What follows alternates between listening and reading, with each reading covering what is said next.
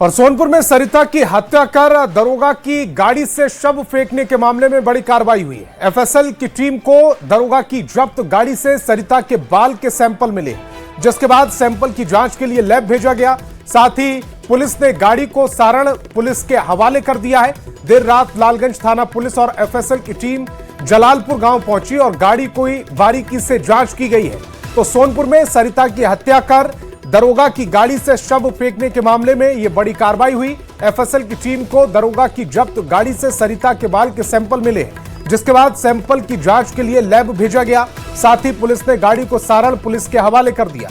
देर रात लालगंज थाना पुलिस और एफएसएल की टीम जलालपुर गांव पहुंची और गाड़ी की बारीकी से जांच की गई है। तो दो तस्वीरें समय आपकी टेलीविजन स्क्रीन पर। एक का तस्वीर में वो गाड़ी जिसकी जांच एफएसएल की टीम करती हुई नजर आ रही है, और उसी तस्वीर को अगर आप ब्रॉड यानी कि सीसीटीवी के जरिए देखने की कोशिश करेंगे तो लगातार ये जांच की जा रही है। सबसे पहले न्यूज 18 बिहार झारखंड पर ये एक्सक्लूसिव तस्वीरें देख रहे हैं। इसी गाड़ी से सरिता के शव को फेंके जाने का आरोप है। इसमें से कुछ बाल मिले हैं। अब ये बाल क्या सरिता के हैं, इसकी जांच की जाएगी।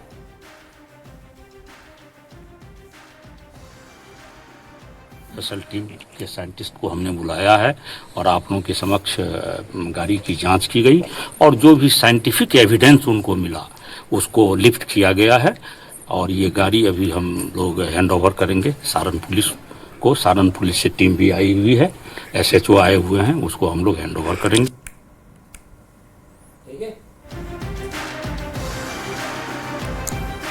और सरिता हत्याकांड में क्या क्या हुआ है वो भी आपको समझा देते हैं। 15 जनवरी को ससुराल में सरिता की हत्या हुई थी।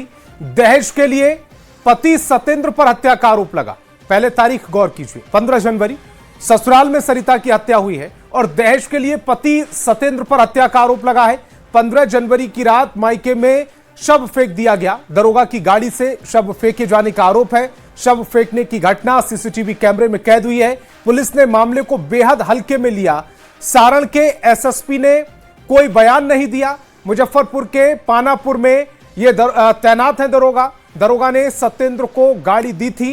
5 लोगों पर हत्या का केस दर्ज हुआ है। 17 जनवरी की शाम दरोगा की गाड़ी मिली। दरोगा के ससुराल से गाड़ी मिली है। सरिता हत्याकांड में एसआईटी का गठन किया गया है। एसडीपीओ के नेतृत्व में एसआईटी का गठन हुआ है। दरोगा की गाड़ी से कई अहम साक्ष्य भी मिले हैं। एफएसएल की टीम को सरिता के बाल मिले हैं, कुछ बाल मिले हैं जो दावा किया जा रहा है कि ये सरिता के हैं। दरोगा संतोष से अब तक पूछताछ नहीं हुई है। आरोपी पति सत्येंद्र अब तक फरार है।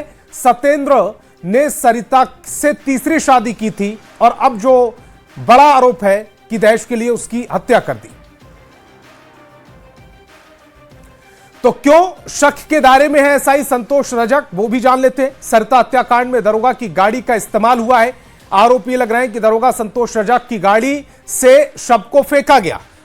तो दरोगा संतोष रजक की गाड़ी से शव को फेंका गया, यह आरोप लग रहा है। सरिता के पति का दोस्त है दरोगा संतोष रजक, जिस पर उसकी गाड़ी का इस्तेमाल कर शव को फेंकने का आरोप है।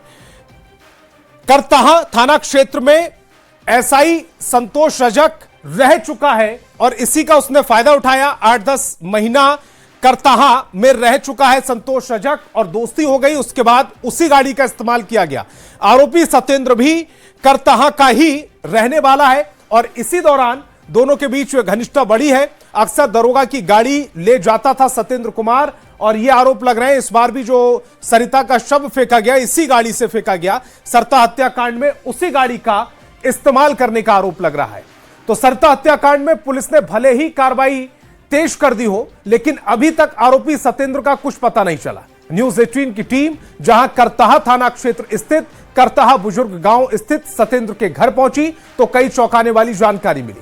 सत्येंद्र के पड़ोसी और रिश्तेदारों ने बताया कि इससे पहले भी सत्येंद्र ने 2 शादी कर चुकी थी, लेकिन दोनों पत्नी उसे छोड़कर चली गई। इतना ही नहीं, दूसरी पत्नी से एक बच्ची भी है जो अपनी मां के साथ रहती है। आरोपी सत्येंद्र के पड़ोसी ने बताया कि सत्येंद्र की पुलिस महकमे में अच्छी पकड़ थी, जिस कारण पुलिस वालों का आना जाना रहता था। दरोगा संतोष रजक से उसकी अच्छी दोस्ती, अच्छी जान पहचान थी और उसकी गाड़ी का इस्तेमाल भी करता था। अभी सत्येंद्र और उसका परिवार फरार है और पुलिस टीम लगातार उसे पकड़ने के लिए छापेमारी कर रही। ऐसे में बड़ा सवाल है कि क्या पुलिस वाले ही सत्येंद्र की मदद कर रहे हैं।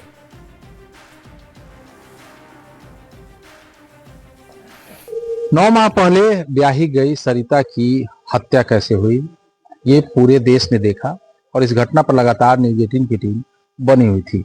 लेकिन आज हम वहां पहुंचे हैं जहां पे न सिर्फ सरिता की जान ली गई बल्कि उसके अरमानों का गला घोटा गया, उसके सपनों को कुचला गया। और यही वो घर है, करताहा थाना क्षेत्र का ये सत्येंद्र का यही वो घर है जहां पे उसकी गला दबाकर हत्या की गई। उसके बाद दरोगा संतोष रजक की गाड़ी से उसके शव को सोनपुर के चिड़िया बाजार स्थित सरिता के घर के बाहर फेंक दिया गया। देखिए इस तरह से ये गांव है और इस गांव के बाहर जो है लोग जो हैं वो यहाँ पे मौजूद हैं। किस तरीके से घर के सामने भी इस गांव में लोग रहते हैं और लोगों का भी एक मानना है कि कभी इस तरह की कोई आहट उन्हें समझ नहीं मिली कि हाँ इस घर में सरिता के साथ क्या होता था। ये जानकारी उन लोगों को भी नहीं हुई। लेकिन 15 तारीख की रात सरिता की गला दबाकर हत्या की गई और उसके शव को सोनपुर ले जाकर फेंक दिया गया। लगा आप लोगों को कभी सुने आप लोगों ने यहाँ हम लोग देखिए सर यहाँ रहते नहीं थे। मेरा ससुरी बीमार हुआ तो बीमार हुआ, हम लोग तो शिलोंग रहते हैं मेघालय, तो वही बीमार एक बैग हो गई तो हमको फोन किया तो वहाँ से उनको के चलते हम अचानक आए आ गए यहाँ पर ही। अच्छा उनका गाड़ी यहाँ लगा रहता था? हाँ गाड़ी तो लगा रहता था, हम गाड़ी तो देखे हैं, जो देखे हैं वही बोलेंगे, जो नहीं देखे वो तो पुलिस वाले भी आते थे? नहीं, वो सबको तो हम नहीं देखते थे, नहीं देखते थे क्योंकि हम रहते ही नहीं। कभी सरिता के साथ मारपीट इस तरह ये सब हम नहीं देखते। नहीं कभी कुछ लगा इस तरह का? आप लोग देखते थे लड़की अच्छी थी? लड़की तो बहुत अच्छी थी, स्वभाव के हर चीज से परिपूर्ण थी और जो है से इसमें कमी है। इसमें कमी है।